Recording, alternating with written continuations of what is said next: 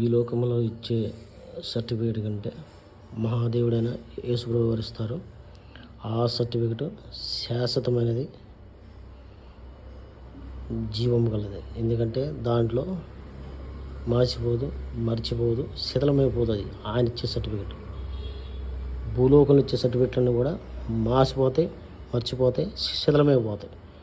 అందుకనే అబ్రహాం గారు ఆ ఒక్క సర్టిఫికేట్ కోసమే ఎదురు చూశాడు. అందరము ఆ సర్టిఫికేట్ పొందుకోవాలి.